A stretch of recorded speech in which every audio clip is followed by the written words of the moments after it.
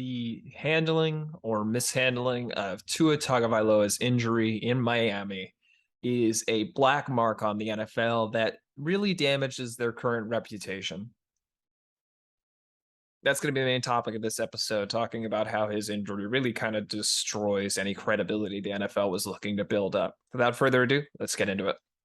Before we get into the talk on Tua and the Dolphins, I want to thank you for tuning into this episode of Lots of Thoughts, a sports podcast. My name is Dylan. If you're interested in more of our content, you can follow us on our socials, on Instagram at Lots of Thoughts Sports, on TikTok at Lots of Thoughts Sports, on Twitter at LOT Sports Pod. You can find us on YouTube, Lots of Thoughts, a sports podcast, or the same name on Facebook. You can also visit our website, lotsofthoughts.godaddysite.com. There you can access the podcast, any of the socials, the newsletter, the merchandise. We got pretty cool merch going up already, and we're going to have more themed merch in the future, so feel free to check those out and keep an eye out for that. If you're interested in the audio platform, this podcast is also on any place you get your podcasts, Apple, Google, Spotify, any podcast platform. Feel free to check those out, or on YouTube. Like I mentioned, the video form is up there. This is not a subject that I love covering, right? I don't want to in any way bash the NFL in any scenario. I think their product is a very good one. I think they put a very visually pleasing product on the field. I think they've made massive improvements overall, especially in the subject of head injuries. And they're really a global empire that's really only increasing, right? I talk about major sports on this channel, oftentimes MLB, NBA, and NFL. And the NFL is really the king of the crop, right? It's really or I should say the cream of the crop. Get my analogy straight. It's really the upper echelon of American sports leagues. But there's some areas that it struggles in, and those areas tend to really be a problem. And those two main areas are domestic violence, or in that kind of sphere, and head injuries. And they're, distinctly linked. And they struggle with other things, right? PEDs tend to be an issue, but I don't tend to talk about that as being much of a black mark, because it happens in all sports. You have guys making dumb decisions. You have, whether it's DeAndre Hopkins in the NFL or Fernando Tatis in the MLB, or, it happens all over the place. And I tend not to talk about, any drug usage or anything like that, because addiction is a real disease. But when it comes to domestic violence, sexual assault, that's a whole nother level of bad conduct, and it really seems to culminate in the NFL. And the head injuries is a massive concern that they've only made mediocre improvements towards. And it brings me into the conversation about Tua. So if you're not familiar with the overall situation, I'm going to give you a brief timeline. Against the Bills last Sunday, September 25th, he hit his head pretty hard on a sack. He got up, kind of stumbled a little bit, fell back to the ground, got up. His offensive lineman basically had to help hold him out of the play, got taken off the field, tested for a concussion. Supposedly, the NFLPA, National Football League Players Association, have an independent doctor on the sidelines that sees these players in the blue medical tent to ensure they don't have a concussion, so they're not let back onto the field, because too many teams, doctors, were being pressured into letting players back onto the field with a concussion. And that player cleared Tua to come back on and finish the game. That's strike one in my mind, but we'll get into that in a second. 4 days later, Thursday Night Football against the Bengals, a game that looked to be a good one. Tua gets hit hard again, and this time, honestly, well, both times, they were completely legal hits. Nothing wrong with them. They're well within the bounds of the sport. You're not going to be able to have an NFL if it weren't for hits like those. And that's not where the problem stands. I'm not saying the NFL is too violent, which, that's its own argument that we could have, but that's not the argument I'm trying to make. Head injuries happen in the sport. It's the handling of it that I think went wrong. But they played the Bengals on Thursday Night Football. He gets hit hard again, and he looks horrible. He hits the ground. He's face up. His hands are in a really horrible position. I'm not going to show any of the videos of his head injuries on this channel, because I don't believe in making a profit or getting views based on someone else's injury. And I guess that's what I'm doing by talking about this, but I more feel it's important to get my viewpoint and my thoughts about the situation out there. because I think a lot of people will agree with me on this topic. But I'm not going to show the injury. I think that's honestly not within my morals. I'm sure you could find it online somewhere if you're really that curious. But it was a disturbing hit. It was one of those bone chilling, goosebumps inducing, situations where he's laying on his back, he's out cold, and he has what's called a fencer's reaction, I believe it's called, where the hands are kind of in front of his head, his forearms extended. Really a disturbing hit. He's carted off the field and he goes to the hospital. Hospital determines he does have a concussion, and he ends up leaving with the team.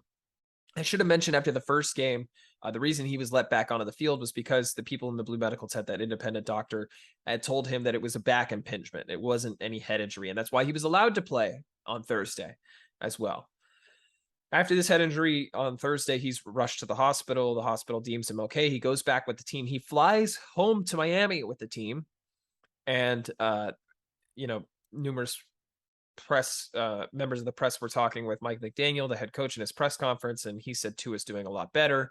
That they sat on the plane, they watched Magruder, horrible comedy movie, but that Tua was laughing the whole time. And the situation is where it is. He's not going to play next week, most likely against the Jets. And if he does, it's criminal malpractice. But I'll get into that. I'm just trying to lay out the timeline. So you have kind of the timeline overall.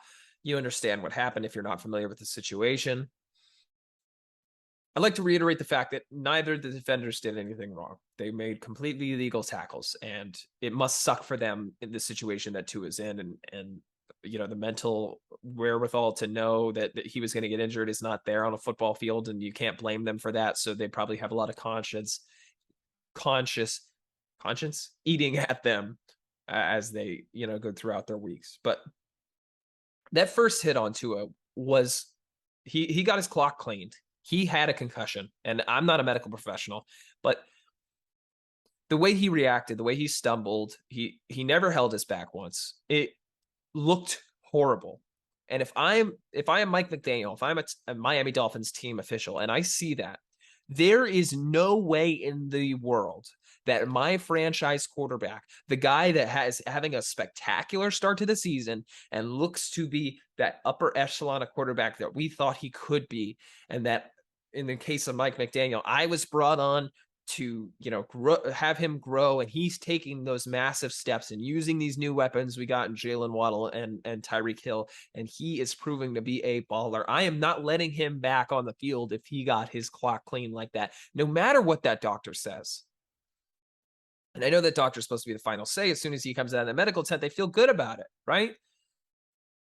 And that doctor has since been fired by the NFLPA, and I think that shows that there was something wrong. I forgot what the terms of the firing were, but it was something like there were severe lapses in the the complete analysis of his injury, and anyone that could have saw him hit the ground and the way he got up could have told you that. I could have told you that. Any other doctor could have watched that film and said, what the hell was going on? How did he get back on the field? But the team didn't hold him back. The doctors in the tent didn't hold him back, and he went back on the field. He finished the game. All seems well, right? No one's even thinking about it. But then on Thursday, he got hit, and this was not nearly as hard as the first one. And he was obviously rough. I want to point out some complete failures in the Miami Dolphins system. Should have never let him back on the field after he got hit the first time. Should have never let him back on the field on Thursday to face the Bengals.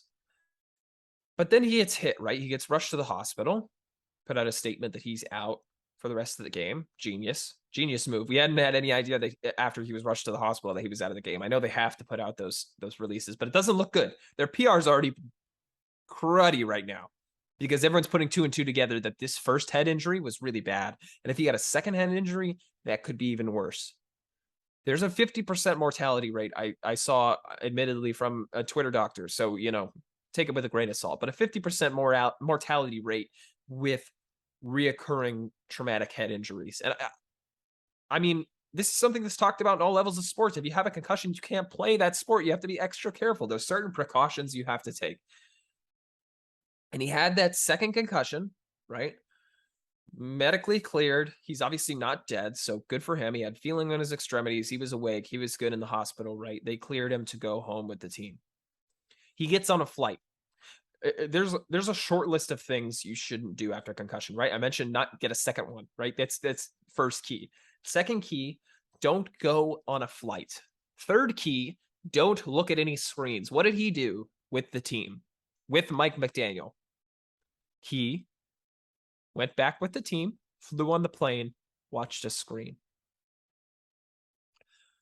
There is an exorbitant amount of dumb thinking, just frankly dumb. And I'm going to sit here right now, right? I'm a student in marketing, pursuing a master's degree at NYU. If you want to know more about me personally, uh, I am. I have only ever had experience in the business field, right? In property management, in lower level jobs, in marketing. I know nothing about the medical field, but from a fan perspective, if I'm watching this, I am so incredibly frustrated with the Dolphins. If I was a Dolphins fan, or even as an objective NFL fan, I am so incredibly frustrated. Not that they listened to the doctor's orders, because the doctor said that he was cleared. They probably knew the doctor in the ER probably knew he was going on a team plane, right? Definitely didn't know he was watching Magruder on the plane, but who would have suspected that anyway? The concept that you would even take the risk is an issue, both from Tua's health perspective and from PR perspective. You want to be as safe as absolute possible, and they weren't. And I want to take a step back, right? Mike McDaniel's a very young head coach. I believe he's 34. I'm going to Google that while I'm talking just to confirm that. But he was known for being a young head coach, an offensive-minded genius, and he's shown to have some flashes when it comes to running an offense, right? He's shown to you know at least be relatively competent. He's 39, younger than most NFL coaches, head coaches anyway. You have to wonder if experience sometimes really comes into play, right? If Bill Belichick is that head coach, is he dragging Mac Jones on the plane to go back to New England? No, he's starting Brian Hoyer. That's the end of the conversation. If I don't know, I'm trying to think of if Andy Reid is in that scenario, you think he's flying Patrick Mahomes back and starting him on Thursday night? No, they know they're confident in their playoff spot, and they're keeping Patrick Mahomes to the side until they need him, because they owe him $500 million, and because he's their franchise quarterback, their star, one of the best players in football. Tua maybe is not one of the best players in football, but he has shown so far this year, and albeit a small sample size, that he can put up crazy statistics and lead your team to victory. And he did that for the first few weeks, right? He was one of the only undefeated quarterbacks coming into this week. And to not have the foresight to think, this guy's incredibly important to our future, I need to be as absolutely careful as possible, is dumb. And maybe the experience from their head coach, Mike McDaniel, from him not, being really, really, I mean, he spent a lot of time in different, he spent time, I'm just looking through his Wikipedia page. He spent time with the Broncos, the Texans, the Commanders, the Browns, the Falcons, the 49ers, some time in college as well. He's been around, but he's still not as experienced as some of these guys that have been around for 20 plus years. And I've ripped on Nathaniel Hackett for not being experienced in talking about Denver and their poor decision against the Seahawks. Sometimes experience really matters. And we've seen the McVay of it all, the young, offensive coordinator that's really transformed an offense, right? It's exactly what Sean McVay did. And all of a sudden Kyle Shanahan's doing the same thing. You have everyone chasing after this young offensive minded head coach that's more of a nerd, right? He's not a professional athlete. He's a coach. He is the genius behind the operation. Everyone's chasing that model, and Mike McDaniel's the latest example. You have to step back and think, maybe you need a football guy. And not to say he's not a football guy, but maybe you need someone who's going to be a little bit wiser, who's going to make a little bit of a smarter decision. And I think McDaniel showed a little bit of youth, and it hurts his overall image. But whose image this hurts more than his and more than the Dolphins is the NFL. And, the Dolphins have their own set of issues, right? They obviously had the issue with hiring McDaniel in the first place, and firing Brian Flores when there was a whole bunch of issues of allegations of tanking and a reported meeting with some, established NFL quarterback, whether it was Tom Brady or whoever. There's a whole history of the Dolphins having big errors and Stephen Ross, their owner, really flubbing up. But the NFL is really getting this black stain on them, and I'll tell you why. For a league who has faced so much criticism in the past for not coming hard enough down on players for two main things that I talked about at the beginning of the episode: for domestic violence and sexual assault. I'm categorizing that as one thing, and for head injuries. Two main issues that have really taken up headlines that they have not addressed enough anyway. You had a player notably traded at the beginning of this year, Deshaun Watson, who is firmly in the category of domestic, or I should say sexual assault, right? Really firmly in that issue category. How many women, 20 something women, who he's reportedly sexually assaulted, all massage therapists, who several of which he's paid off, gets traded, gets offered one of the largest contracts in NFL history. Not only that, they backload it, they fully guarantee it. So he's only getting 1 million salary in the first year. So when he's suspended, eventually, this was given before he got suspended, but they figured when he would be suspended, he would only lose a lower amount because it'd be based off that 1 million salary and not the bigger salary coming later on. Deshaun Watson was a big NFL offseason topic, and it didn't make the NFL look good. And then his suspension comes out. It was only 8 games, and then it was up to 11, and it's really not enough because what they were talking about was a year plus. There was talks of an indefinite suspension for Deshaun Watson, that the NFL was taking a definite stance against sexual assault and for women fans, and they were going to remove Deshaun Watson from the league. And that was all rumor, and it never came close to being true. And all of a sudden, when you thought they had taken a step forward on the subject of sexual assault and women's rights and all of that, they took 2 giant steps back. And then now we look at the trauma, the head injury situation. They've taken immense steps up when it comes to having offensive linemen wear padded helmets in training camp, when it comes to reducing the hits, the head injuries that go on the field by implementing more stronger targeting rules and spearing rules. They've taken huge steps up in the testing of players when it comes to head injuries, having this independent doctor that I mentioned earlier on the field. They've seemed to have made massive steps forward. And as soon as that happens, you have a prime example of them taking one gigantic step back.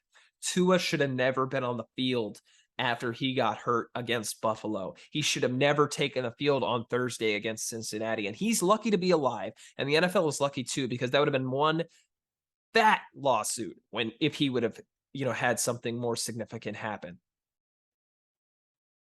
Just call it malpractice by the team. Not only I get the doctor situation, right? You assume he's healthy. He should have never got back on the field. I've said that already. But from the Dolphins' perspective, maybe you didn't see him stumble. Maybe you didn't see how hard he got hit. And he comes back out of the tent and it's only a back impingement. You're good. Thursday, first of all, after they've seen the hit, he shouldn't have played. If he had gone back and watched the replay, which they had to have, right? Mike McDaniel's seen that clip before. He shouldn't have played on Thursday.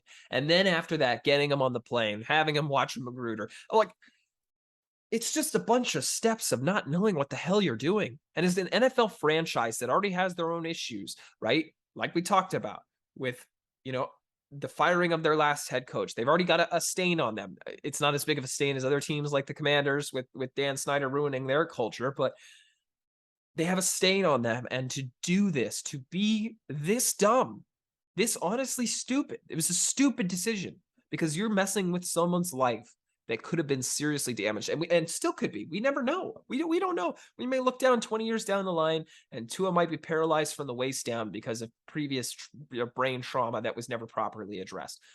2 concussions in 4 days is absolutely the worst case scenario for an NFL player, for anyone in general, but for an NFL player for sure. And the Dolphins put a giant mark on themselves and the NFL in the process of not being careful enough with this situation.